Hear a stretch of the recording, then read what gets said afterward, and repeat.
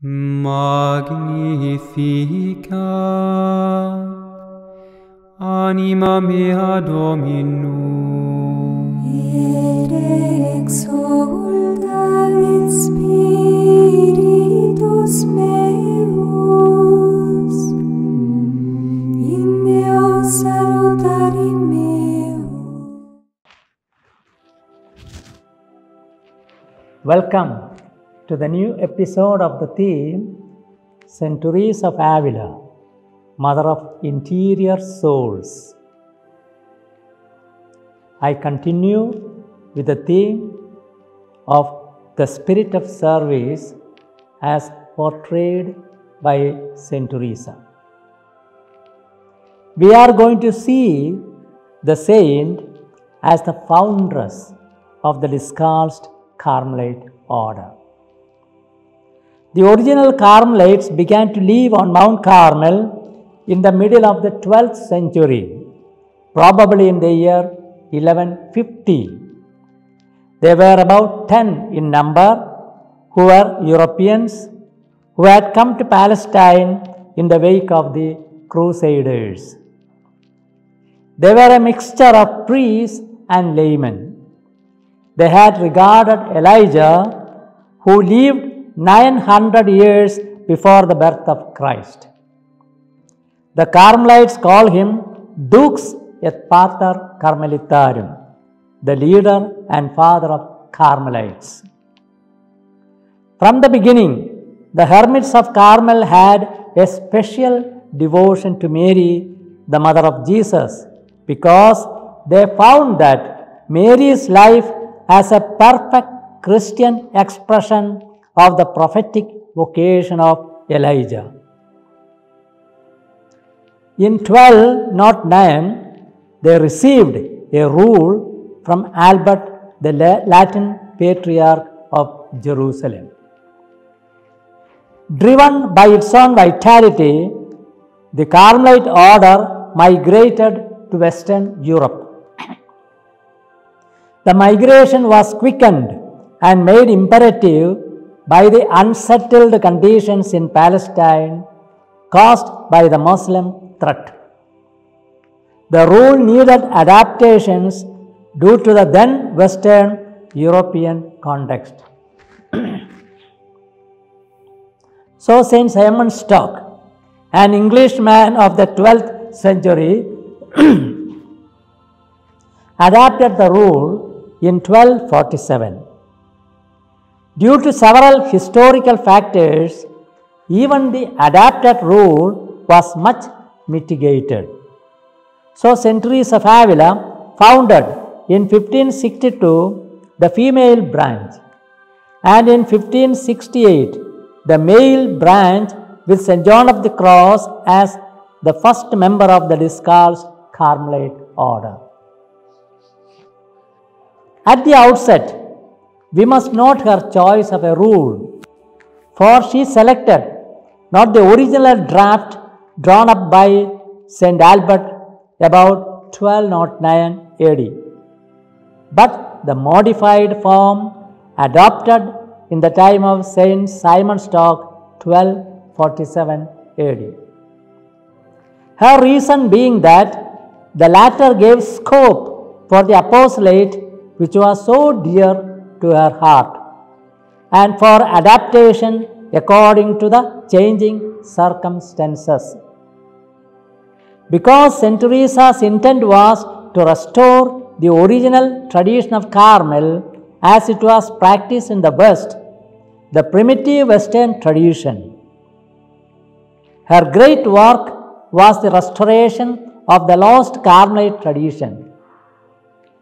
And while her task was to revive a 13th century tradition, she nevertheless put her own indelible stamp on the Carmelite order for ages to come, forming it in the unique mold of her own particular act of prophetic witness. Her insights into prayer, union with God, the Christian life became an inseparable part of the Carmelite tradition to such an extent that the discalced Carmelite order was both alien and Marian and Teresian. In the 16th century, under the leadership of Martin Luther, the Protestant reform came into being. The Protestants claimed that theirs was the Reformed Catholic Church, and it remained under the title of the Protestant Reformation. But everybody knew that it was and is really different from the Catholic Church. Similarly, St. Teresa's foundation was also known as Reform, but she is really the foundress, and in St. Peter's Basilica, there is kept a statue of St. Teresa of Avila with this inscription, Foundress of the Discalced Carmelite Order. The constitutions of the OCD nuns and friars, quoting St. John of the Cross, state that St. Teresa is their mother foundress. St. John of the Cross is not the co-founder of the OCD. He is the first member and spiritual father. In his spiritual canticle, he called St. Teresa our Blessed Mother, and St. Teresa in her turn considered him as the father of my soul. The real co-founder is the servant of God, Father Jerome Gratian, her confessor, spiritual director, and the first provincial of her foundation. In her letters, the saint called herself the foundress. I give here some examples from her letters. She wrote, "This witness remembers her once saying, 'I do not know why they are calling me a foundress. It is God who has founded these houses, not I.'" St. Teresa writes to Mother Maria del San Jose, Seville on September 7, 1576, "I never remember to keep the letters they write me about Teresa, her niece. All of the nuns tell of how they are in awe at the perfection they see in her, and her inclination to assume the lowest offices. She tells them they shouldn't think that because she is the niece of the foundress, they should esteem her more." Isabel is Gratian's little sister. She received the Carmelite habit in Toledo when only 8 years old. My Isabel is getting better every day, we find in one of her letters. When I go to recreation, which is not often, she sets aside her needlework and begins to sing, "Mother Foundress is coming to recreation. Let us all dance and sing and clap our hands in jubilation." To her brother Lorenzo, St. Teresa wrote, "I don't remember anymore. What a brain for a foundress." To John Geronimo Reynoso, Palencia, she wrote, "Since it is something that cannot be done in 8 days or perhaps even a month, a miserable foundress would have to stay in the house of a secular, which would be the occasion for much talk." St. Teresa of Avila is the foundress of the OCD.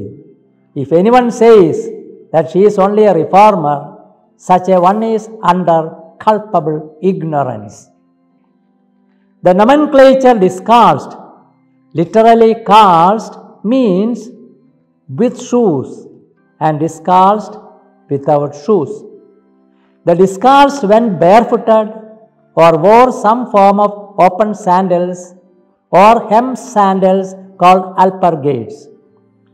During the Council of Trent, there arose the renewal of several religious orders. These reformed orders were asked to take this nomenclature discalced. Thus there were discalced Augustinians, discalced Franciscans, and so on. Excepting the discalced Carmelite order, all the rest of the discalced became extinct. In fact, St. Teresa did not want her nuns and friars walk barefooted. Listen to her words. I have to laugh that Padre Fray Juan de Jesus says, I want you all to go barefoot. For I am the one who always opposed this to Padre Fray Antonio. He would have found out that he was mistaken had he asked me. My intention was to attract people of talent, for they would be frightened away by a lot of austerity. What was set down was only so as to distinguish ourselves from the other Carmelites. It could be that I said their feet would be just as cold as when bare. In fact, the present discalced Carmelite friars and nuns prefer to be called the Theresian Carmelites. Our former two superior generals, Finian and Machice, addressed us the Theresian Carmelites. Two contemporary Theresian authorities, Kieran Kavanagh, OCD, and Ottilio Rodriguez, OCD, who produced a new English translation of the entire works of St. Teresa of Avila, addresses OCDs, the Theresian Carmelites. Our general chapter, held in Rome from August 30 to September 14, 2021, addressed us, dear brothers and sisters of the Theresian Carmel. Now it is futile to change the accomplished situation and to rechristen the name of the discalced Carmelites with the name of the Theresian Carmelites. Thank you.